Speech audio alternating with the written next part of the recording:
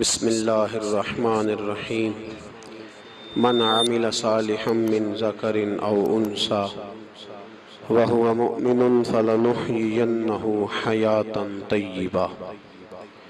قال اللہ تبارک و تعالی فی مقام آخر ومن اعرض عن ذکری فإنا له معیشة ضنکا۔ صدق اللہ العظیم وصدق رسولہ النبی الکریم۔ ان اللہ وملائکتہ یصلون علی النبی یا ایہا الذین آمنوا صلوا علیہ وسلموا تسلیما۔ اللہم صل علی سیدنا و مولانا محمد معدن الجود والکرم وآلہ وصحبہ وبارک وسلم۔ عزیز دوستو، انسانی زندگی اثرات لیتی ہے، اچھے اثر بھی ہوتے ہیں، برے اثر بھی ہوتے ہیں۔ انسان کو موسم کا اثر بھی ہوتا ہے، انسان پر اس کے خاندان کا اثر بھی ہوتا ہے، انسان پر صحبت کا اثر بھی ہوتا ہے۔ بالکل اسی طرح انسان پر اس کی نیکی کا اثر بھی ہوتا ہے اور گناہوں کا اثر بھی ہوتا ہے۔ نیکی دل کو سکون دیتی ہے، گناہ انسان کو پریشان کر دیتے ہیں۔ نیکی اللہ کی رحمت کو متوجہ کرتی ہے۔ پھر حالت یہ ہوتی ہے کہ انسان اپنی ان پریشانیوں کا حل کہیں اور ڈھونڈتا پھرتا ہے، حالانکہ جب گناہوں کی بیماری لگے تو اس کی شفا توبہ میں ہوتی ہے، اس کا حل اللہ کے حضور معافی مانگنے میں ہوتا ہے، پہچاننے میں ہوتا ہے کہ مجھ سے کہاں غلطی ہو گئی، کس جگہ جا کے کمزوری میں نے دکھائی۔ ہر انسان اچھی، ٹھنڈی، خوبصورت، سکھ والی زندگی چاہتا ہے۔ اللہ کریم نے سورہ نحل کے اندر ارشاد فرمایا من عمل صالحا من ذکر او انثى، فرمایا جو بھی اچھے عمل کرے، چاہے مرد ہو چاہے عورت ہو، وہو مؤمن، شرط یہ ہے کہ مومن ہو، فلنحیینہ حیاتا طیبا، فرمایا ہم اسے پاکیزہ زندگی عطا فرما دیں گے، حیات طیبہ دے دیں گے اسے، پاکیزہ زندگی۔ شرط کیا ہے؟ من عاملہ صالحا، نیک عمل کرے۔ کون سے عمل کرے؟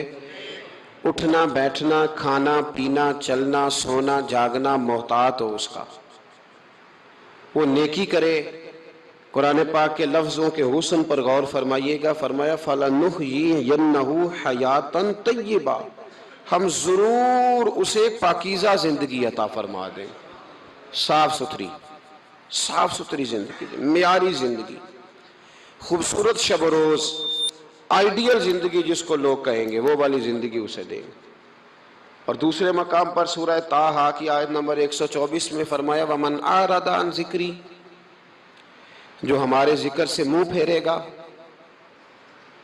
جو ہمارا کھا کے چہرہ کسی اور طرف کرے گا، جو چلے گا ہماری زمین پر لیکن توجہ کسی اور طرف ہوگی، آسمان کی چھت ہماری بنائی ہوئی لیکن اس کے خیالات کہیں اور ہوں گے، فَإِنَّ لَهُ مَعِيشَةً ضَنْكًا، فرمایا ہم اسے تنگ زندگانی عطا کر دیں گے، اس کی زندگی تنگ ہو جائے گی، اس کی معیشت تنگ ہو جائے گی۔ گناہ زندگی کو تنگ کر دیتے ہیں، نیکی زندگی میں آسانی پیدا کرتی ہے۔ آپ کو اگر زندگی میں سکون چاہیے ہو تو آپ کسی غریب کی خدمت کر کے دیکھیں، اللہ کتنا سکون عطا کرتا ہے۔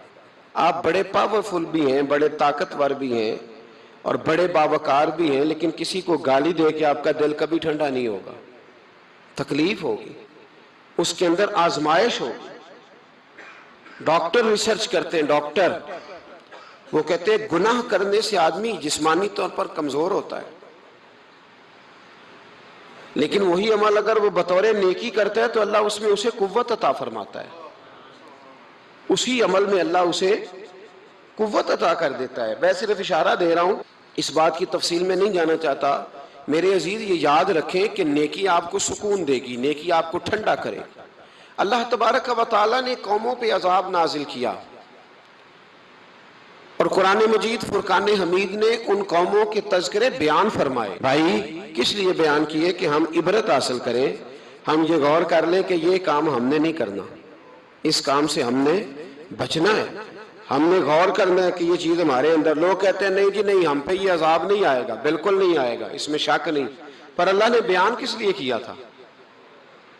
بیان کیا قرآن مجید معاذ اللہ کسی ایسی چیز کا بیان کرتا ہے جس کی ضرورت نہ ہو؟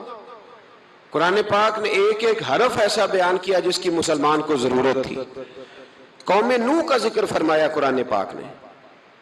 حضرت نوح علیہ السلام کی قوم کو حضرت نوح علیہ السلام نے 1500 سال سمجھایا ہے. 15, کچھ لوگوں نے 950 سال لکھا ہے نا, اعلیٰ حضرت نے لکھا ہے 1500 سال عمر ہوئی حضرت نوح علیہ السلام کی. اللہ تعالیٰ بندے کو جلدی سزا نہیں دیتا, بلکہ قرآن مجید میں ایک جگہ رب کریم اس طرح بھی فرماتا ہے کہ جب بندے مجھے بھول جاتے ہیں تو میں ان کے لیے نعمتوں کے دروازے کھول دیتا ہوں. بندہ سمجھتا ہے کہ میں کچھ تو ہے نا کہ میرے اندر کہ میں جدھر جاتا ہوں خیر ہی خیر ہو جاتی ہے. وہ سمجھتا ہے کہ میری عقل ہے, حالانکہ اللہ اسے ڈھیل دیتا ہے. اللہ اسے ڈھیل دیتا ہے. گناہوں کی سزا کے 3 طریقے ہیں. ایک ہے متنبع کرنا, تنبیہ کرتا ہے اللہ, بندہ متنبع ہو جاتا ہے, یہ اللہ کا بہت بڑا احسان ہوتا ہے.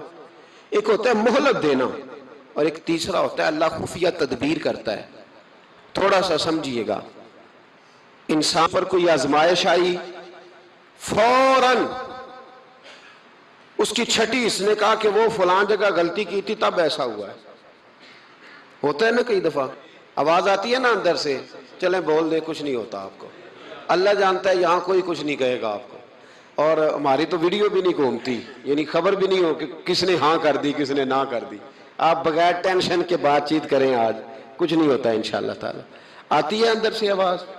میں آپ سے اس لیے ان چیزوں کی تصدیق کراتا ہوں کہ باقیوں کو بھی آتی ہے کہ نہیں, اس لیے تصدیق. کبھی کوئی کسی جگہ انسان پریشان ہوتا ہے تو محسوس کرتا ہے کہ وہاں مجھ سے ہوتا ہے نا جی, جس کو یہ نصیب ہو جائے بڑا خوش نصیب آدمی ہے. حضرت مولا علی فرماتے ہیں اگر تجھے دنیا میں سزا مل گئی تو بچ گیا ہے, سمجھ پھر اللہ کرم کرے گا, آخرت میں سزا نہیں دے گا. اور یہ یاد رکھ لے, وما اصابکم من مصیبت فبما کسبت ایدیکم ویعفو عن کثیر. اللہ فرماتا ہے دنیا میں تجھے جو بھی تکلیف پہنچتی ہے وہ تیرے ہاتھوں کے کرتوتوں کی وجہ سے پہنچتی. ویعفو عن کثیر, فرمایا کثیر گناہ تو میں ویسے ہی معاف کر دیتا ہوں. یہ جو تیری زندگی میں دکھ ہے نا, یہ بھی میری قلیل سزائیں ہیں. یہ کثیر پر سزا, یہ قلیل ہے قلیل, یہ جو تمہاری زندگی میں تکلیفیں. انسان کو سزا ملتی. حضرت فضیل بن عیاض رحمۃ اللہ تعالی علیہ گھوڑے پہ بیٹھے تھے, گھوڑا شرارت کرنے لگ گیا, اچھلنے لگ گیا, کودنے لگ گیا. تو حضرت فضیل بن عیاض نیچے اترے, ایک کونے میں جا کے نماز کی نیت باندھ لی, 2 رکعت نماز پڑھی, پھر دیر تک استغفار پڑھتے رہے, روتے رہے, دعا کرتے رہے. واپس آئے,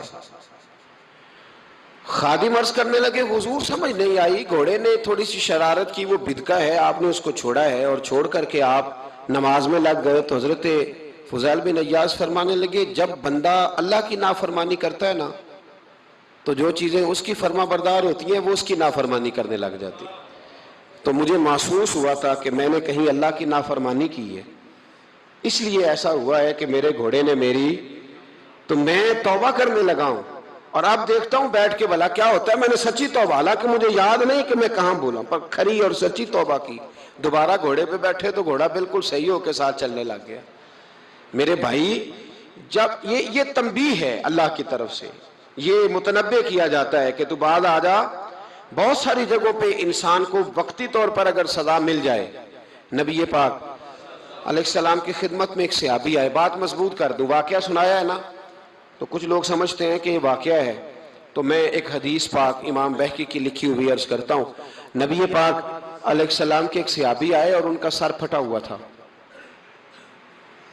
خون بہ رہا تھا. سرکار نے فرمایا کیا ہوا؟ عرض کی حضور ایک عورت جا رہی تھی, میری نظر پڑی, ابھی نظر پڑی ہے کہ میرے آگے ستون آ گیا تو میرے سر پہ لگ گیا.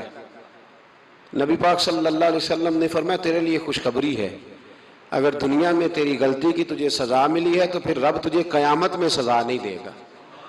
پھر اللہ قیامت میں سزا, بعض گناہ ایسے ہیں جن کی یہاں بھی سزا ملے گی اور وہاں بھی ملے, لیکن میرے بھائی پہلی بات یہ ہے کہ اللہ تعالیٰ اس غلطی کی یہی سزا دے لے اور دعا فرمائے اللہ تبارک و تعالیٰ یہاں بھی معافی عطا فرمائے، وہاں بھی معافی عطا فرمائے، اللہ درگزر ہی فرمائے۔ لیکن میرے بھائی ایک تو یہ سزا یہ ہوتی ہے کہ انسان جب گناہ کرنے لگتا ہے تو اللہ نعمتوں کے دروازے کھولتا ہے، مہلت دیتا ہے۔ 500 سال تک فرعون کو مہلت دی۔ کتنے؟ یہاں جو 5 سال حکومت کر لیتا ہے وہ کہتا ہے سب سے قابل میں ہی ہوں، مجھے مہلت جو ملی ہوئی ہے۔ 500 سال مہلت دی اللہ تعالیٰ نے، اور فرعون کی قوم پر پتہ عذاب کس طرح کے آئے تھے؟ ٹڈیاں مسلط کر دی اللہ نے۔ یہ گھومتی نہیں چھوٹی سی، ہم اپنی زبان میں اس کو کچھ لوگ مختلف ناموں سے یاد کرتے ہیں، کوئی مکڑی کہتا ہے، کوئی کچھ کہتا ہے، مسلط کر دی، جاتی نہیں۔ ان پر بنی اسرائیل کے ان مقابل جو فرعون کی قوم تھی ان پر الزام اس طرح کا عذاب آیا کہ مینڈک مسلط کر دی اللہ تعالیٰ۔ برتن کھولتے تھے اندر مینڈک نکلتا تھا، دنیا کی ہر دوائی استعمال کرتے تھے لیکن مینڈک نکل آتا تھا۔ تھوڑا سا سمجھا کریں چیزوں کو، ہمارے رنگ نہیں زیادہ گورے کہ ہم پر عذاب نہیں آتا، کوئی بہت زیادہ اللہ تعالیٰ معاف فرمائے دولت نہیں جمع کرا بیٹھے شاہی خزانے میں کہ ہم سے پوچھا نہیں جائے گا۔ یہ مہلت ہے، مہلت کو مہلت سمجھو۔ پھر جب پکڑ آتی ہے نا اللہ کریم کی، میں نے دیکھا ہے کروڑوں روپیہ، 6 اولادیں۔ ایک شخص کے بچے باہر سے آ رہے تھے، وہ بندہ بیمار تھا، مجھے کہنے لگا حضرت جی دعا کریں میں ان کے آنے سے پہلے مر جاؤں ورنہ آ کے مجھے مار دیں گے، دعا کریں۔ اتنی بے سکونی، کروڑوں روپیہ پڑا ہے تو یہ عذاب نہیں؟ کوئی ضروری ہے کہ پتھر ہی برسیں گے تو سمجھ آئے گی؟ یہ جو سگا بیٹا بوڑھے باپ کے قریب سے گزر جاتا ہے سلام نہیں لیتا تو اس کو عذاب نہیں سمجھتے؟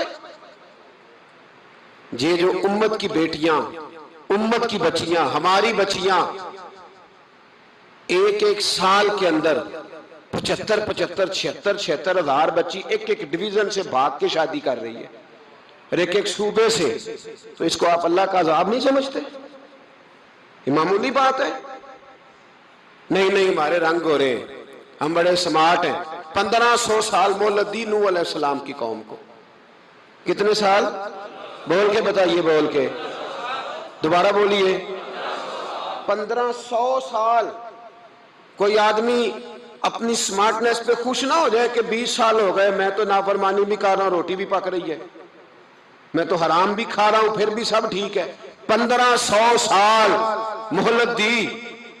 پھر حضرت نوح کہنے لگے اللہ میں نے تو بڑا سمجھایا نہیں باز آتے، تو رب کریم نے فرمایا کشتی بناؤ۔ اللہ کے پیغمبر کشتی بنانے لگے تو قوم مذاق اڑانے لگ گئی۔ اب کیا کرنے لگے ہو؟ اب کشتی بنانے لگے ہو، خیر تو ہے، قوم مذاق اڑا رہی ہے۔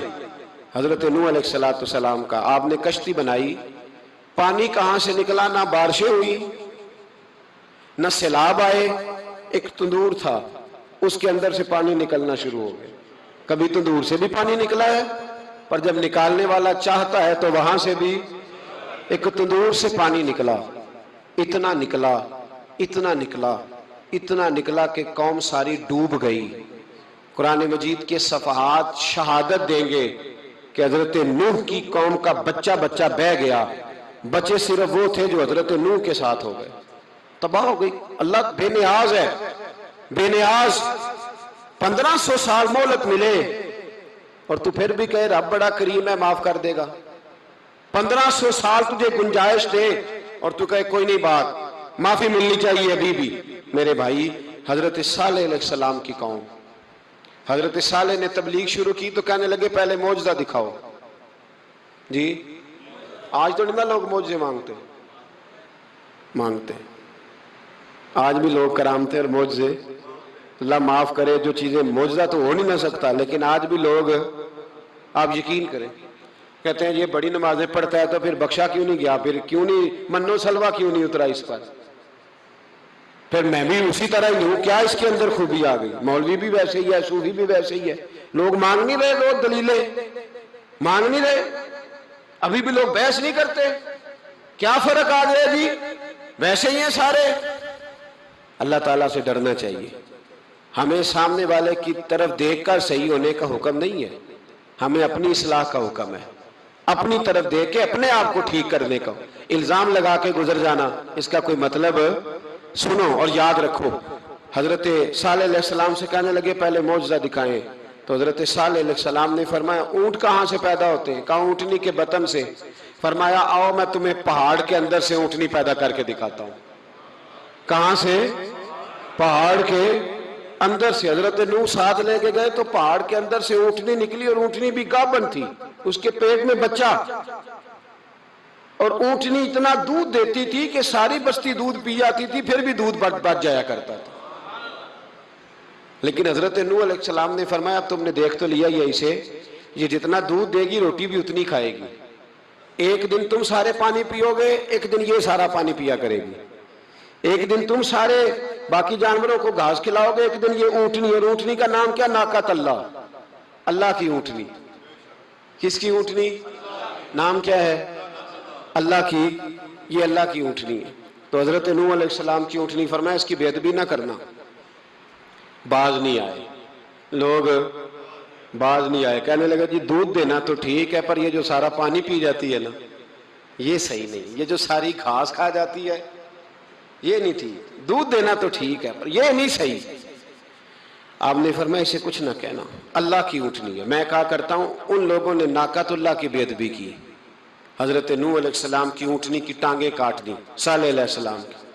اور دیکھو اللہ بڑا بے نیاز ہے، اگر پیدا کرنا جانتا ہے تو حفاظت کرنی نہیں جانتا، لیکن رب کریم نے فرمایا نہ کرنا۔ انہوں نے ان کے پیر کاٹ دیے، کانوں پہ چھریاں لگائیں۔ اونٹنی جب مر گئی، اونٹنی اللہ تبارک و تعالیٰ کی وہ اونٹنی جب مر گئی تو حضرت صالح علیہ السلام کی قوم پر رب کریم نے زلزلہ بھیجا، اذا زلزلت الارض زلزالہا، جب زلزلے آئیں گے اور جب ان کا زلزلہ آنا زلزلہ آتا ہے نا، کیا کرتی ہے قوم؟ لا الہ الا اللہ، لا الہ الا اللہ، کلمے جاری ہو جاتے ہیں۔ بلکہ ایک دفعہ ایسا بھی ہوا کہ مسجدوں میں اعلان ہونے لگے زلزلہ آ رہا ہے، جو فجر کے لیے نہیں اٹھے زلزلے کے لیے وہ بھی اٹھ گئے، جن کا دعویٰ ہے نا میری سویرے آنکھ نہیں کھلتی، ان کی لگی نہیں کتنے گھنٹے، بعد میں بھی نہیں لگی، ٹی وی پہ اعلان ہوتے رہے کوئی نہیں آ رہا سو جاؤ چپ کر کے، لیکن آنکھ لگی۔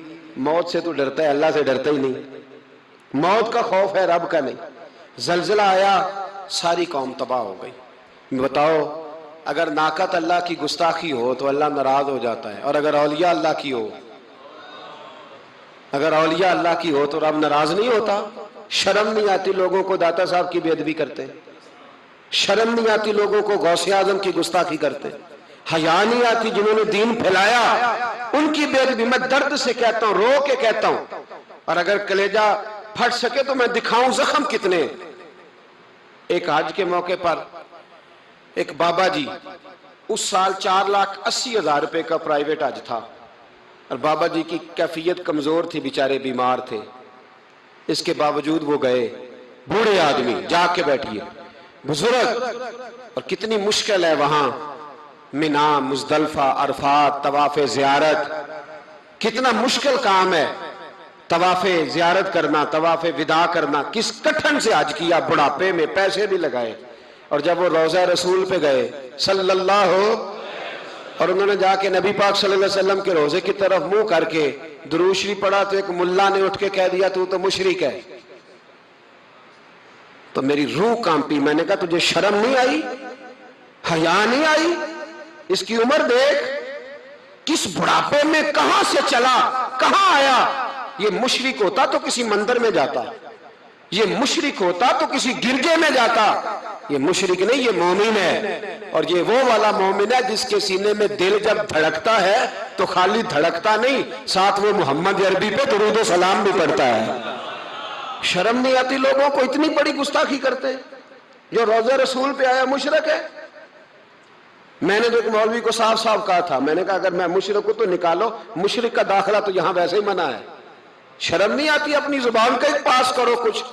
اتنا ظلم، اتنی بڑی فرقہ واریت امت میں، اتنا امت کو تقسیم کرتے ہو، تمہیں شرم نہیں آتی؟ جہاں سے اتحاد کا پیغام دینا چاہیے وہاں سے تم لوگوں کو فرقے کا پیغام دیتے ہو، ایک مقصود فرقے کی تبلیغ کرتے ہو۔ خدا رہا تو میں کہہ رہا ہوں ناقۃ اللہ کی بے ادبی پہ عذاب آتا ہے، تو اولیاء اللہ کی بے ادبی میں نہیں آتا؟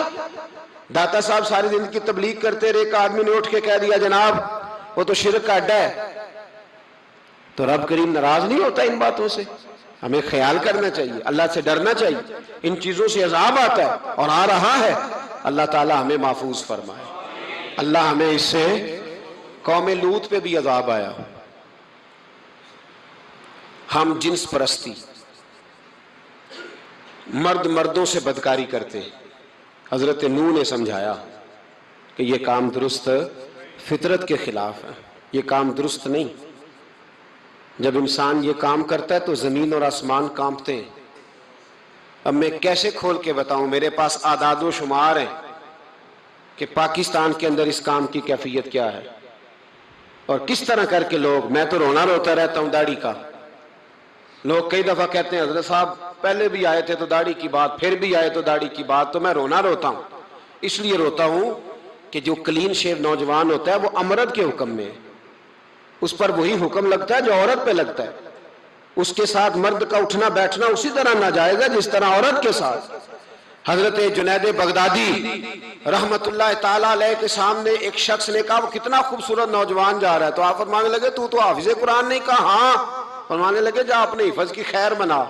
وہ شخص کہتا ہے میں نے اس بغیر داڑھی والے کلین شیو نوجوان کو بری نظر سے دیکھا، مجھے قرآن پاک ہی بھول گیا، سارا قرآن پاک بھول گیا۔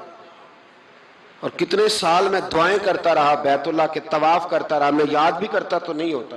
کیسے اب تو ہمارا نعت کہاں بیوٹی پارلر سے ہو کے آتا ہے، ہم کسی اور کو کیا پیغام دیں؟ وہ پیغام، وہ نظام، وہ طریقہ کار جس کا حکم تھا شریعت میں، قوم لوط پر عذاب آیا۔ صحیح بیٹھتے ہوں گے بچے جو موٹر سائیکلوں پہ بیٹھتے ہیں، میں نے گجرانوالہ کی سڑکوں پہ بچوں کو، نوجوانوں کو جو تماشے کرتے سر عام دیکھا ہے تو مجھے ڈر لگتا ہے، اور کوئی روکنے والا نہیں، شغل ہو رہا ہے، ہنس رہے ہیں، اور سامنے عورتیں بھی ہیں، سب ہو رہا ہے۔ کتنی تکلیف کی بات۔ حضرت نوح کی قوم یہ کام کرتی تھی، قرآن پاک نے بیان کیا ہے۔ حضرت نوح نے سمجھایا، فرمایا رب کریم نے تمہیں اپنی خواہش پوری کرنے کے لیے جائز طریقہ عطا فرمایا، عورتوں سے نکاح کرو، اور اس نکاح کی برکت سے جو اللہ تمہیں اولاد دے گا اس کو اللہ تبارک و تعالیٰ تمہارے لیے باعث بخشش بھی فرمائے گا۔ لیکن جب قوم نہ مانی تو جو قوم لوط کا عمل کرے اس کا علاج قرآن نے بیان فرمایا کہ آسمان سے پتھر برسیں گے، پھر پتھر برسے، اور جن کے بڑے بڑے اچھے دماغ تھے ان کے دماغ چکنا چور کر دیے گئے، تباہ کر دیے گئے، ان کے دماغ زمین پر بچھاڑ دیا گیا۔ اللہ مہلت دیتا ہے، لیکن اس کا مطلب یہ نہیں کہ انسان توبہ ہی نہ کرے۔ حضرت شعیب علیہ السلام کی قوم پر بھی عذاب آیا، اس لیے کہ بددیانتی کرتی تھی، ناپ تول میں کمی کرتی تھی۔ میں نے کہا تھا شب قدر کی رات کہ یہ کوئی تماشا ہے کہ شب رات آئی تو ساری رات روتے رہے، یا اللہ معاف کر دے، یا اللہ معاف کر دے، رو رو کے چیخے مار مار روئے۔ شب قدر آئی تو پھر چیخے ماری، ساری رات روئے۔ تو جس بندے کا پروگرام ہی نہیں سویرے بدلنے کا، دکان پہ بیٹھ کے پھر وہی ناپ تول میں کمی، پھر وہ اللہ تعالیٰ معاف کرے۔ میں ایک مضمون پڑھ رہا تھا تو وہ فوڈ کے اسپیشل لوگ تمہیں لکھا تھا مہربانی کرو ملاوٹ ہی اچھی چیز کی کر لو، مرچ میں کیری تو نہ ملاؤ اینٹوں کی، وہ تو بیمار کرتی ہے، وہ تو خون کی آنتوں کو روک دیتی ہے۔ وہ کہنے لگا، اور وہ کہتا ہے میں تمہیں بتاتا ہوں کون کون سی چیز ملائی جا سکتی ہے، وہ ملا لو۔ خدا را اس قوم پہ رحم کرو، مہربانی۔ ایک دوست ہے ہمارے، میں وزیر آباد میں ان کے گھر بیٹھا تھا تو ایک میڈیکل، میرا کسی شخص پہ اعتراض کرنے کا میں مجموعی بات کرتا ہوں۔ میں ایسے ڈاکٹروں کو جانتا ہوں جو اللہ تعالیٰ فضل کرے سچ مچ کے نیک ہیں، اچھے لوگ۔ تو بچے کا میڈیکل سٹور ہے، تو والد بیمار ہو گیا، تو وہ کہتا ہے ابا جی ڈاکٹر صاحب نے کہا آپ کو ڈرپ لگنی ہے، تو سگے باپ کو ڈرپ لگانے لگا، تو باپ کیا کہتا ہے پتر تیری مہربانی مینوں کوئی اصلی لائی، وہ نہ لائیں جڑی لوکاں نو لانا ہے۔ اب وہ پیار سے سنا رہا ہے بات۔ میں نے اسے کہا کہ یہ تو ڈوب مرنے کا مقام ہے نا، ڈوب مرنے کا مقام، کہ جس ملک کے اندر دوائی بھی صحیح نہ بکے، اصلی نہ ملے دوائی بھی، اور پھر وہ قوم کہے کہ ہم نے تو پورے روزے رکھے، ہم نے تو بڑا صدقہ اور خیرات کیا، دوائی بھی اصل نہ ملے۔ جناب شعیب علیہ السلام کی قوم ناپ تول میں کمی کرتی تھی، تو اللہ تبارک و تعالیٰ نے ان پر بتا عذاب کس طرح کا بھیجا۔ شدید گرمی ہوئی، اللہ ہمیں محفوظ فرمائے. سارے آمین کہہ دیا. دیکھیں کتنا اچھا موسم کر دیا رب کریم. اللہ ہمیں محفوظ فرمائے, اللہ رحمت فرمائے. شدید گرمی کی لہر آئی, باہر اتنی گرمی ہوئی کہ لوگ اپنے گھروں میں گھس گئے. جس طرح سورج کی شعائیں گھروں کے اندر داخل ہو جاتی ہے, اس طرح گرمی کی لہر اندر داخل ہوئی. اور جس طرح کسی کو آگ لگ جائے تو وہ آدمی اچھلتا کودتا ہے نا, اس طرح یہ لوگ اچھلنے لگے اور اچھل کود کے مر گئے. جرم کیا تھا؟ ناپ تول میں کمی کرتے. حضرت داؤد کی قوم بھی تباہ ہوئی. جرم کیا تھا؟ ہفتے والے دن مچھلیاں نہیں پکڑنی تو یہ پکڑتے تھے. حکم ہے نا مسلمان کو نماز کے ٹائم کوئی اور کام نہیں کرنا, نماز پڑھنی ہے. میرا خیال ہے مسلمان تو فٹافٹ آ جاتے ہیں, سارے ہی پہنچ جاتے ہیں نا مسجدوں میں. ہلکا ہلکا بول رہے ہیں آپ, کیوں نہیں پہنچتے؟ اگر حضرت سیدنا, اور پتہ ہے انہیں سزا کیا ملی؟ اللہ نے فرمایا اس ٹائم عبادت کرنی ہے, کام نہیں کرنا, وقت نہیں ہے کام کا. انہوں نے مچھلیاں پکڑی, 12,000 لوگ تھے. پتہ ہے مالک نے سزا کیا دی؟ بندر بنا دیا. اللہ کریم قرآن مجید کا پہلا سپارہ پڑھے, فَجَعَلْنَاهَا نَكَالًا لِمَا بَيْنَ يَدَيْهَا وَمَا خَلْفَهَا. اللہ فرماتے ہیں پچھلوں کے لیے بھی عبرت بنا دیا, بعد والوں کے لیے بھی عبرت, نشان عبرت بنا دیا.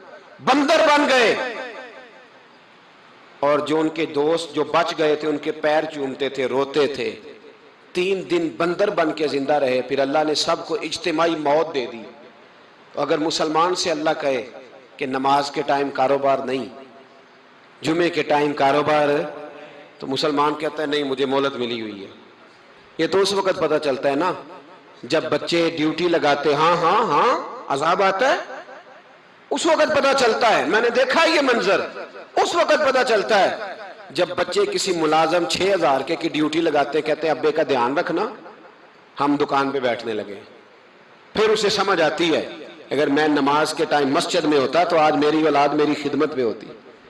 میں نماز کے ٹائم مسجد نہیں گیا تو بچوں نے 6,000 کا ملازم بٹھایا ہے, ابا جی کا خیال رکھ, ایک نرس بلائی ہے, تو خیال رکھ.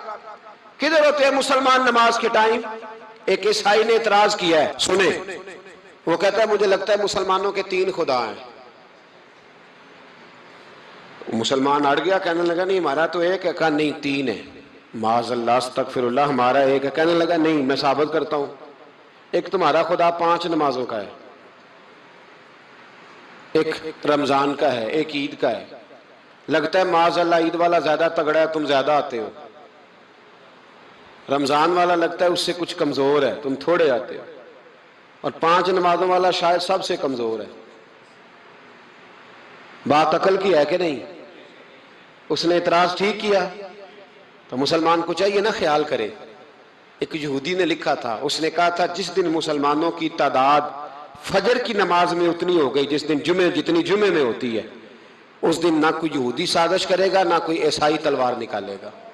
شرط یہ ہے کہ یہ اسی طرح فجر پڑھنے آئیں جس طرح جمعہ پڑھنے آتے ہیں. تو پھر کوئی شخص بھی ان کو کسی جگہ شکست دے سکتا تو اپنے ہمارے گناہ ہمیں پریشان کرتے. یہ جتنی آزمائشیں ہیں ان کے پس منظر میں گناہ ہیں. ہماری زندگی کے اندر جتنی تکلیفیں, ہماری پریشانیوں کا سبب ہم خود ہیں. بہت ساری جگہوں پہ ہم غلطی کرتے ہیں, اس کی ہمیں سزا ملتی. غلطی کی سزا. ایک نوجوان نے مجھے بڑی گہری بات سنائی, میرا قریبی تعلق تھا. کہنے لگا گھر میں بڑا مسئلہ ہے, بڑی پریشانی ہے, ماں اور بیوی کا ماحول اتنا سخت ہو گیا ہے کہ نمٹ نہیں سکتا. آپ یقین کریں میں نے ڈیٹیل سے ساری چیز کو سٹڈی کیا, میرے پاس اتنا وقت نہیں ہوتا, پھر بھی میں نے اس فیملی کو پورا پڑھا. تو غلطی نوجوان کی نکلی. نہ اس پہ اماں اعتبار کرتی ہے نہ بیوی اعتبار کرتی ہے. اس نے جھوٹ بول بول کے اس طرح کی ماحول پیدا کر دیا ہے کہ کوئی اس پر اعتماد کرنے کو تیار ہے. اگر آپ ناراض نہ ہوں تو ایک بات کروں, پتہ ہے گھر میں ماحول کب خراب ہوتا ہے؟ باہر والے ہماری تقریر سنتے ہیں, گھر والے ہمارا عمل دیکھتے ہیں. جب وہ دیکھتے ہیں نا کہ یہ کس طرح کا شخص ہے, اس کے رویے, اس کا کردار, اس کا لب و لہجہ کتنا برا ہے اور یہ کردار کا کتنا کمزور ہے. اعلیٰ حضرت فرمایا کرتے تھے نیک وہ ہوتا ہے جس کی تنہائی صاف ستھری ہوتی ہے. اس لیے ماحول بگڑ جاتا ہے. یہ جو ہم کہتے ہیں نا میرے سجن بڑے بنتے ہیں پھر ٹوٹ جاتے ہیں, کچھ لوگ ایسے ہوتے ہیں جو ان کے پاس جاتا ہے انہی کا ہو جاتا ہے. وہ کہیں اور کے قابل کیوں بھلا؟ اس لیے کہ ان کے کردار میں ٹھنڈک دیکھتا ہے, ان کے لب و لہجے میں مٹھاس دیکھتا ہے. اس شخص میں اتنی خوبصورتی دیکھتا ہے کہ اسی کا بن جاتا ہے۔ حضرت ابراہیم بن ادم کے پاس ایک نوجوان آیا، کہنے لگا میں گناہ کرنا چاہتا ہوں۔ فرمانے لگا بالکل کر، اللہ کا دیا ہوا رزق کھانا چھوڑ دے اور گناہ کر۔ کہنے لگا یہ نہیں ہو سکتا۔ فرمانے لگے چل پھر اس طرح کر، رب کی زمین پہ نہ رہ، کسی اور کی زمین پہ چلا جا۔ کہنے لگا یہ بھی نہیں ہو سکتا۔ فرمانے لگے چل اللہ کی چھت سے نکل جا۔ کہنے لگا یہ بھی نہیں ہو سکتا، تو آپ رو پڑے۔ فرمانے لگے پھر جناب اسرائیل جب آئیں تو ان سے کہنا مجھے 2-3 سال کی مہلت دے دے، پچھلی میری گناہوں میں گزر گئی، میں ذرا 3 سال عبادت کر لوں۔ تو وہ شخص بھی رونے لگا، کہنے لگا حضور وہ مہلت نہیں دیتے، وہ جب لینے آتے ہیں تو پھر لے کے اللہ تعالیٰ نے جب انسان بنانا چاہا نا تو جناب جبریل کو کہا مٹی لے کے آ زمین سے۔ حضرت جبریل نے مٹی پہ ہاتھ ڈالا تو باقی کی مٹی رونے لگ گئی، اسے جدا نہ کر۔ تو جناب جبریل چھوڑ کے چلے گئے۔ حضرت میکائیل کو بھیجا مٹی لا، مٹی پہ ہاتھ ڈالا تو باقی کی مٹی رونے لگ گئی، چھوڑ کے چلے گئے۔ جناب اسرائیل کو بھیجا، مٹی پہ ہاتھ ڈالا تو باقی کی رونے لگ گئی، چھوڑ کے نہ جاؤ۔ تو حضرت اسرائیل فرمانے لگے تیرا رونا دیکھو کہ رب کا حکم دیکھو۔ وہ لے گئے، جب پیش کی تو رب کریم نے فرمایا اسرائیل جان نکالنے کی ڈیوٹی بھی تیری، تو مٹی کو لے آنا، باقی مٹی روتی بھی رہے تو روتی رہے، جب میرا فیصلہ آ جائے تو پھر اس میں کوئی گنجائش، ہم کھاتے بھی اللہ کا ہیں، نافرمانی بھی اس کی کرتے، زمین پہ بھی اس کی چلتے ہیں، نافرمانی بھی اس کی کرتے، حکم کسی اور کا مانتے، چھت پہ رب کریم کی رہتے، اس طرح نظام نہیں چلتا۔ میرے بھائی یاد رکھ لو، گناہوں کی سزا ملے گی، زندگی تنگ ہو جائے، یہاں بھی آزمائش ہوگی اور وہاں بھی۔ میں نے درس پہ کہا تھا، پھر بات کہتا ہوں، یہ میں اپنے لیے کہہ رہا ہوں، توجہ ہے میری بات پر۔ دعا فرمایا کرے کہ جو کچھ ہم نظر آتے ہیں اللہ ہمیں ویسا بننے کی توفیق بھی عطا فرما۔ اللہ ویسا بننے کی، یہ مشکل معاملہ ہے، مشکل۔ دیکھیں نا ایک آدمی سیاستدان ہے، اس نے بڑے اچھے نعرے لگائے، انقلاب آ جائے گا، میں غریب کا بھلا کر دوں گا، میں یتیموں کے سر پہ ہاتھ رکھوں گا، میں مجبوروں کی مدد کروں گا، میں دکھیوں کی مدد کروں گا، مزدوروں کو۔ اس نے اچھے اچھے نعرے سکھائے، اچھا اس نے پیغام دیا، اندر اس کے یہ تھا کہ اقتدار ملے گا تو مرضی کروں گا۔ لوگ اس کے گرد بھی گئے، اس کی گاڑی کے پیچھے بھی بھاگے، لوگوں نے اس کے نعرے بھی لگوائے، جیب سے پیسے لگا کے اس کے پوسٹر بھی شائع کیے، لوگ اس کے گرویدہ ہو گئے، لوگوں نے پوری، اور میری قوم نے تو بیچاری نے کئی دفعہ دھوکے کھائے، جس نے نعرہ لگایا غریب اسی کے پیچھے مسیحا بن کے چل پڑا۔ آج دھوکہ دے لیا، لوگوں کو پیچھے لگا لیا۔ یہ بتاؤ اگر راز کھل جائے، اگر راز کھل جائے کہ یہ دھوکہ دے رہا ہے، یہ فریب کر رہا ہے، تو لوگ اس کا کیا حال کریں گے؟ یہ راز قیامت میں کھل جائے گا، قیامت میں یہ راز یہ کھل جائے گا، کھل جائے گا یہ دھوکے باز تھا۔ اذا زلزلت الارض زلزالہا، جب زلزلہ آئے گا جیسے اس کا آنا ٹھہرا، واخرجت الارض اثقالہا، زمین اپنے بوجھ باہر نکال دے گی۔ اس سے مراد کیا ہے کہ زمین پہ جو جرم ہوئے زمین بتا دے گی، باہر نکل آئے۔ وقال الانسان ما لہا، انسان کہے گا اسے کیا ہوا، یہ تو سب کچھ بتا رہی، بوجھ باہر نکال دے گی۔ ایک آدمی پیر طریقت بن کے بیٹھ گیا، جبہ کبہ پہن کے بڑی پگڑی باندھ کے بیٹھ گیا، اچھی اچھی نیک باتیں بتانے لگا، لوگ اس کی دست بوسی کرنے لگے، ہاتھ چومنے لگے، پیچھے لگ گئے، خدمت کرنے لگے، جیب سے نذرانہ دینے لگے، اس کے نام پر لوگ اپنی جیب سے لنگر پکانے لگے، خانقاہ کی خدمت ہونے لگی، مہمان اس کے آتے، نوکری کوئی اور کرتا۔ میں نے کہا تھا شاید اپنے لیے کہہ رہا ہوں، ڈیوٹیاں لوگ کرنے لگے، حالات بدلنے لگے، لیکن اس کے اندر تو چور تھا، وہ تو دکاندار تھا، تو یہاں جو اس کے پیچھے لگے تھے وہ تو سچے تھے، انہیں تو اجر ملے گا، لیکن اس کا جب راز کھلے گا تو بڑی رسوائی ہوگی، اس کا جب راز کھلے گا تو بڑی۔ ایک میری طرح کا دیندار تھا، جو چہرے کا تو نیک تھا، اندر پتہ نہیں کیا کچھ تھا۔ ایک طوائف گزر رہی تھی، اس نے اس کو تبلیغ کر دی، کہنے لگا بس کر دے، سیانی بن جا۔ تو کسی دانشور میں لکھا ہے اس نے بڑا سخت جواب دیا اس عورت نے، کہنے لگی بابا میں تو جو ہوں وہ نظر بھی آ رہی ہوں، تو بتا جو تو نظر آتا ہے وہ تو ہے کہ نہیں۔ اس بندے نے چیخ ماری اور بے ہوش ہو کے گر پڑا۔ تو لوگوں نے کہا بابا آج کسی صوفی کا کلام سنا ہے جو بے ہوش ہو گیا؟ تو اس نے کہا نہیں، آج طوائف کی بات سنی ہے، طوائف کی۔ اور وہ عجیب بات کر گئی ہے، وہ کہہ گئی ہے میں تو جو ہوں میں نظر آ رہی ہوں، تو بھی تو بتا نا، تو بتا نا کہ تو دستار امامت پہنتا ہے،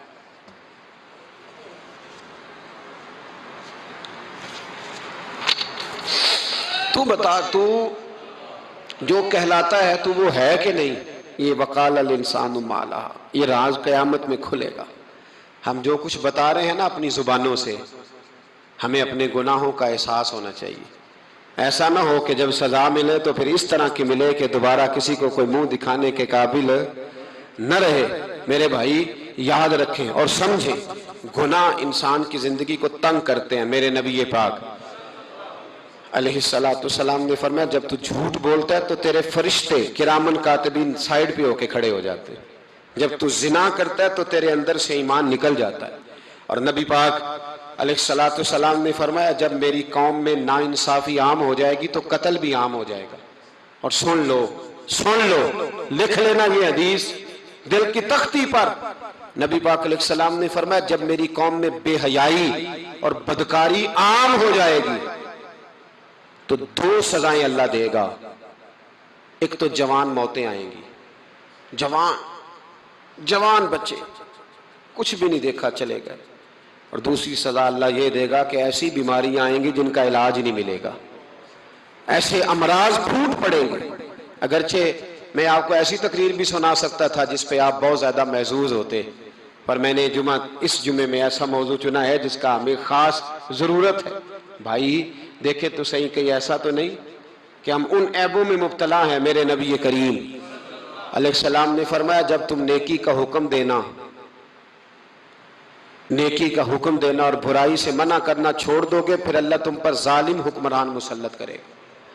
اور اگلے لفظ اس سے بھی زیادہ سخت ہیں، محبوب فرمانے لگے پھر تمہاری نیک لوگ دعائیں بھی کریں گے تو اللہ وقتی طور پر ان کی دعاؤں کو بھی قبول نہیں فرمائے گا، اس لیے کہ تم لوگوں نے نیکی کا حکم دینا اور بھلائی سے روکنا چھوڑ دیا۔ عزیزو یاد رکھو جب گناہ عام ہوتے تو پھر حالات بدلتے اور لوگوں کو سزا ملتی ہے ان کے گناہوں کی، بلکہ یہاں تک لکھا ہے کہ نیت خراب ہو تو سزا شروع ہو جاتی۔ کیا خراب ہو؟ بولیے گا۔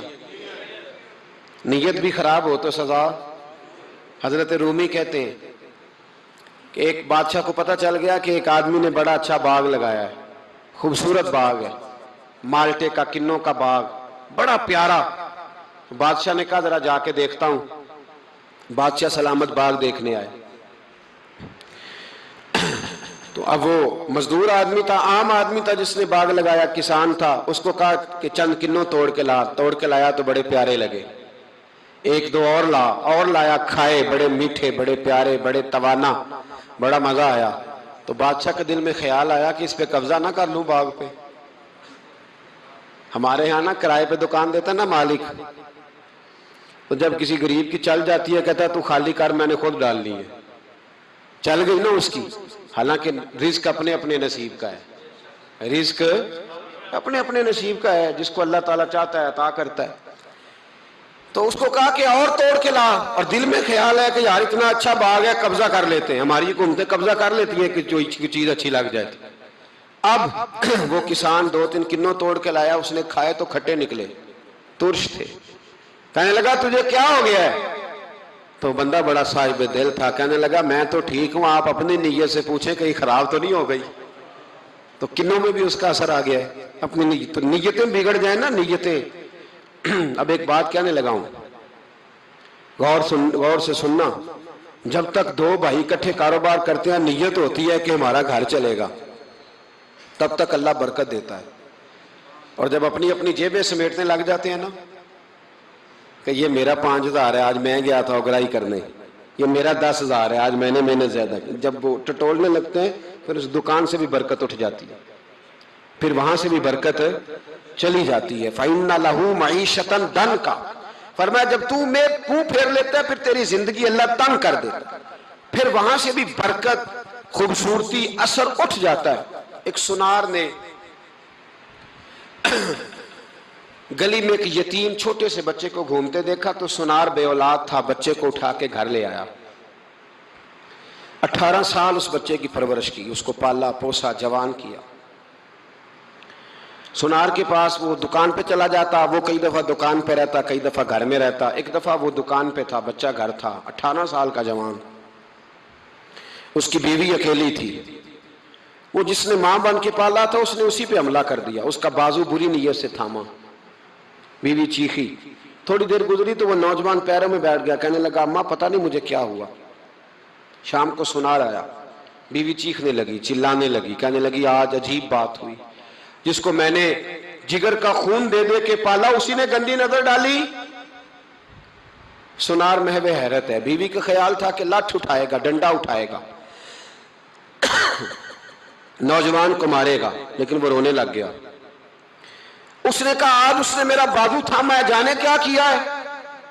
پریشان ہونے لگ گیا، سجدے میں گر گیا، کہا تو بتاتا کیوں نہیں؟ تو وہ سنار کہنے لگا اس کی غلطی نہیں، 18 سال کے بعد آج مجھ پر بھی شیطان سوار ہوا تھا۔ ایک عورت آئی تھی، وہ اپنے بازوؤں میں چوڑیاں پہننا چاہتی تھی تو میں نے بھی گندی نظر سے ہاتھ ڈالا تھا، رب کریم نے مجھے فوراً اس کی سزا دی۔ جن کے گھروں میں بیٹیاں ہوتی ہیں ان کی نظریں گندی نہیں ہوتی، جو بیٹیوں کے باپ ہوتے ہیں، جو بہنوں کے بھائی ہوتے ہیں، ان کی نظریں گندی۔ اور اگر تو ٹیلی فون کرتا ہے، تو کسی عورت کے ساتھ تعلق رکھتا ہے تو یہ بات لکھ لے، امام فخر الدین رازی 1، علامہ اسماعیل حقی 2، مولانا جلال الدین رومی 3، امام خازن 4، امام جلال الدین سیوطی 5 حدیث کے استاد اور محدث لکھتے ہیں کہ اگر تو کسی پر گندی نظر ڈالے گا تو تیرا گھر بچ سکتا، یاد رکھ نہیں بچے گا، اس لیے کہ تیری نظر کسی کی بیٹی کو بیٹی سمجھ تاکہ تیری بچی کا پردہ قائم رہے، کسی کی بہن کو۔ یہ کیا بات ہوئی کہ تو جتنا مرضی گند معاشرے میں پھیلاتا رہے تیرا گھر بچا رہے؟ یہ کیسے ہو سکتا ہے؟ فَإِنَّ لَهُ مَعِيشَةً ضَنْكَ، اللہ فرماتے ہیں زندگی تنگ ہو جائے گی تیرے لیے مشکل، تو ڈھونڈتا پھرے گا کہ میں مرنے کو جگہ تلاش کروں۔ سچی توبہ کرے، کھری توبہ کرے۔ یہ گناہ انسان کو مجبور کر دیتے ہیں۔ حضرت عبداللہ بن مبارک رحمت اللہ تعالیٰ علیہ، ان کے سینکڑوں شاگرد تھے، ایک شاگرد کے انتقال کا وقت آیا تو گھر گئے ملنے۔ آپ کہتے ہیں میں نے زور لگا لیا پر اس کی زبان پر کلمہ جاری نہیں ہوا۔ میں اسے کہتا کلمہ پڑھ پر اس کی زبان پر جاری۔ اللہ اکبر، بہت بڑی نعمت ہے، دعا فرمائیں اللہ ایمان کی موت عطا فرمائے، ایمان کی موت دے اللہ کریم، ایمان کی موت دے۔ ایسے بھی لوگ دیکھے ہیں، مسجد نبوی ہے، رسول اللہ کا شہر ہے، سر سجدے میں ہے، روح پرواز کر گئی، روح پرواز۔ کتنا نصیبوں والا ہے، کتنا نصیبوں والا ہے کہ مسجد نبی میں سر سجدے میں رکھا ہے، اور اللہ تبارک و تعالیٰ نے محبوب کے قدموں میں موت عطا فرمائی۔ تو حضرت عبداللہ بن مبارک کہتے ہیں میں نے اس کو کہا کلمہ پڑھ تو اس کی زبان پہ جاری نہیں ہوتا۔ میں بار بار کہتا تو وہ منت کرتا، کہتا حضور میں کوشش کرتا ہوں جاری نہیں ہوتا۔ فرماتے میں پریشان ہو کے اٹھا، ابھی میں دروازے پہ پہنچا تھا، اس نے چیخ ماری اور روح پرواز کر گئی۔ بچے رونے لگے، بیوی رونے لگی، تو میں نے اس کی بیوی سے کہا کہ یہ جرم کیا کرتا تھا، اتنا بڑا پاپی پہ کلمہ جاری نہیں ہوا۔ اس کی زوجہ کہنے لگی حضرت جی 2 گناہ تھے اس کے، ایک تو یہ شراب کا عادی تھا، روکتی تھی باز نہیں آتا تھا، اور دوسری بات یہ کہ یہ اپنی اماں کا نافرمان تھا، وہ 2 گلیاں چھوڑ کے رہتی ہے، یہ کبھی ملنے نہیں گیا تھا، اس بوڑھی کا کلیجہ اس کی طرف سے بڑی تکلیف میں تھا۔ تو حضرت عبداللہ بن مبارک کہنے لگے جا تو بھی دعا کر اور اس کی ماں کو بھی کہہ دعا کرے کہ یہاں تو یہ کلمہ نہیں اسے نصیب ہوا، اللہ کرے اللہ آخرت کی منزلیں اس کی بہتر فرما دے۔ میرے بھائی ایسے گناہ، حضرت مالک بن دینار نے توبہ کی، توبہ کی انہوں نے۔ کس طرح؟ فرماتے میں نشے کا عادی تھا، کسی نے مجھے کہا کہ بطور دوائی شراب پی لو تو میں نے پی لی، نشے کا عادی تھا، شراب پیتا تھا۔ اللہ تعالیٰ نے بڑی منتوں اور کوششوں کے بعد، منتوں کے بعد ایک بیٹی عطا فرمائی، وہ بھی 2.5-3 سال کی ہوئی تو پردہ کر گئی۔ کہتے میں اس کی قبر پہ بیٹھ کے گھنٹوں روتا، شراب کا عادی تھا۔ ایک دن سویا تو خواب دیکھتا ہوں کہ میرے پیچھے ایک بڑا سانپ لگ گیا، اور سانپ جب منہ کھولتا ہے تو انگارہ نکلتا ہے۔ میں پھر دعا کرتا ہوں اللہ ہمیں معاف فرمائے، اللہ ہم سے درگزر. میں کچھ قبرستانوں میں جاتا ہوں تو میں وہاں سانپ بچھو پھرتے ہوئے دیکھتا ہوں اور ڈر آتا ہے کہ ہم یہاں آنے والے ہیں. یہ لوگ کہہ رہے ہیں کہ تمہاری تیاری ہے، کسی وقت بھی اعلان ہو جائے گا کہ چلو بھائی چلو فلاں صاحب کا جنازہ ہے، اٹھو. لوگ کہتے ہیں جلدی کرو، اور ایک کونے میں ایک شخص یہ بھی کہتا ہے کہ دیگ بھی رکھ لو، مہمان بڑے جمع ہو گئے. اور ایک کونے میں لوگ یہ بھی کہتے ہیں کہ برف ٹھنڈی لے آؤ، لوگوں نے پانی بھی پینا. پہلے اعلان ہوتا ہے کہ فلاں فوت ہو گیا، پھر اعلان ہوتا ہے جنازے کا ٹائم ہو گیا، پھر اعلان ہوتا ہے جنازہ اٹھایا جائے گا، اور پھر بات ختم ہو جاتی ہے. پھر کل من علیہ فان، پھر کوئی نہیں پوچھنے آتا. ختم ہو گئے، قصہ ہی ختم ہو گیا. ان لوگوں کی کہانی مٹ گئی، ختم ہو گئے. بڑے بڑے کنج کلا، کوئی پوچھنے والا نہیں. موت کا راج ہے، راج ہے موت کا راج. موت راج کرتی ہے بس، اور کسی کا راج نہیں. وہ راج کرتی ہے، جدھر جاتی ہے اسی کا راج ہے، راج کر رہی ہے. تو حضرت مالک بن دینار کہتے ہیں قبرستان میں نے دیکھا، میں خواب دیکھتا ہوں بڑا اژدہا، اس کے منہ کے اندر آگ میرا پیچھا کر رہا ہے. کہتے ہیں میں خواب دیکھ رہا ہوں. میں دوڑا، لیکن وہ اژدہا جب میں دوڑا تو میرے آگے آ کے کھڑا ہو گیا. میں مشرق کو دوڑا تو وہاں بھی آ گیا، مغرب کو دوڑا تو وہاں بھی آ گیا. جناب مالک بن دینار کہتے ہیں ایک بوڑھا شخص کمزور مجھے بچانے آیا، پر اس اژدہا نے پھونک ماری تو وہ بوڑھا آدمی دور جا گرا. کہتے میں چیختا تھا، چلاتا تھا. ایک پہاڑی پہ میں بھاگا گیا تو وہاں مجھے میری بیٹی ملی، مجھے فوت ہو گئی. وہ اس اژدہے کے آگے اس نے یوں ہاتھ کیا تو اژدہا پیچھے بھاگ گیا. میں نے بیٹی کو گود میں اٹھایا، میں نے کہا بیٹی یہ کون تھا؟ کہنے لگی ابا یہ تیرا برا عمل تھا، یہ تیرا برا عمل تھا، یہ تجھے کھا جاتا اگر میں نہ ہوتی. تو کہا یہ بوڑھا جو مجھے بچانے آیا یہ کون تھا؟ کہا یہ تیرا اچھا عمل تھا، پر کمزور بڑا تھا، تھوڑا تھا، یہ تیرے برے عمل کا مقابلہ کرنے کی ہمت نہیں رکھتا تھا. حضرت مالک بن دینار کہتے ہیں میری بیٹی نے خواب میں میری داڑھی پکڑ لی اور کہنے لگی ابا میں چاہتی ہوں تو صحیح ہو جا، ایسا نہ ہو کہ پھر تیرے پیچھے یہ اژدہا لگ جائے. حضرت مالک بن دینار کہتے ہیں جب میں سو کے اٹھا تو میری داڑھی آنسوؤں سے بھری ہوئی. پھر اس کے بعد میں نے توبہ کی، اس طرح کی توبہ کی کہ پھر میں نے کوشش کی کہ دوبارہ میں اپنے رب کی نافرمانی نہ کروں. حضرت عبداللہ ابن عباس فرماتے تھے جو دنیا میں ہنس ہنس کے گناہ کرتے ہیں نا،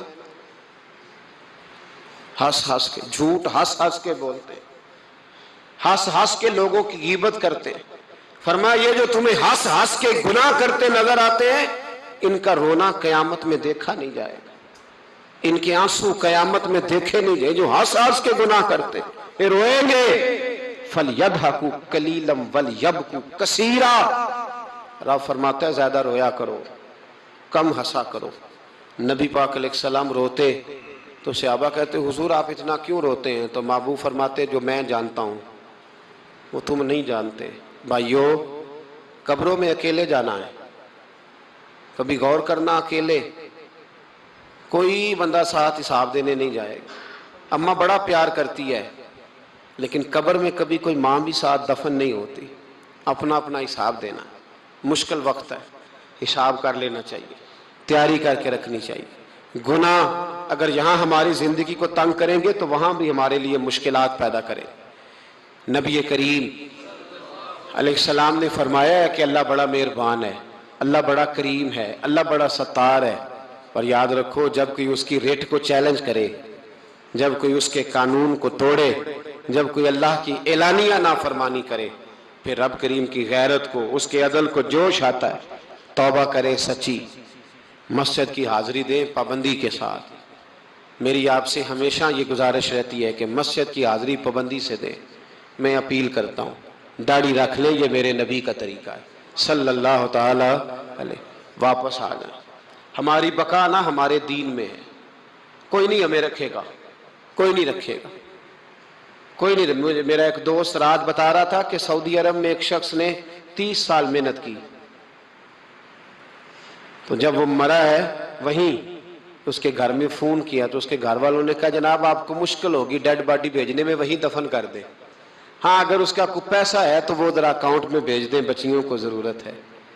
او بھائی تو اکیلا جائے گا، تیرے لیے مشکل ہو جائے۔ اپنے بھی ساتھ یقین کریں، بچے دعائیں کرانے آتے ہیں، کہتے ہیں حضرت جی دعا کریں اللہ اماں کی سختی معاف کر دے۔ اس کا مطلب کیا ہے کہ اماں اب جائے، اب ہمارا نمبر آئے۔ بچے تو انتظار کر رہے ہیں کہ ابا جائے اور گدی پہ ہمارا نمبر آئے۔ تیاری ہے، اکیلے جانا ہے، اکیلے سخت سا مرحلہ ہے، اکیلے سارا کچھ فیس کرنا۔ آج توبہ کریں، وہاں کے کیڑے یہاں رہ کے ماریں، اپنے ساتھ ظلم نہ کریں۔ ہم اس قابل نہیں کہ وہاں جا کے مقابلہ کر سکیں۔ بچیں، اپنے آپ کو محفوظ کریں، بچائیں، حساب اپنا اپنا دینا ہے۔ کسی باپ نے اگر اپنے بچوں کو حرام کھلایا تو بچے تو نہیں کہہ رہے تھے نا کہ حرام لے کے آ، تو باپ نے حساب دینا، والد نے۔ لہٰذا مہربانی فرمائیں، اپنے اوپر رحم کھائیں، اپنے آپ کو سنواریں۔ آج جمعۃ الوداع ہے، توبہ کریں، اللہ کے نیک بندوں کی صحبت میں بیٹھا کریں، اچھی باتیں سنا کریں تاکہ دل نرم رہے۔ ان جگہوں سے بچیں جو گناہ کی طرف لے کے جاتی، ظلم سے، زیادتی سے، جبر سے بچیں۔ اپنے آپ کو اپنے رب کریم کی بارگاہ میں جھکا دیں۔ ہمارا کہیں اور گزارا نہیں، کوئی نہیں ہمیں پوچھے گا۔ اقبال رو پڑے آخری عمر میں، رو پڑے اور اللہ کی بارگاہ میں عرض کرنے لگے، نہ جہاں میں کہیں بھی امان ملی، جو امان ملی تو کہاں ملی، میرے جرم خانہ خراب، تیرے عفو بندہ نواز میں۔ پناہ صرف اللہ رسول کی بارگاہ میں، باقی کوئی پناہ دینے کو تیار نہیں ہے۔ دعا کرتا ہوں اللہ کی بارگاہ میں اللہ ہمیں سچی توبہ کی توفیق عطا فرمائے۔ آخر دعوانا ان الحمدللہ۔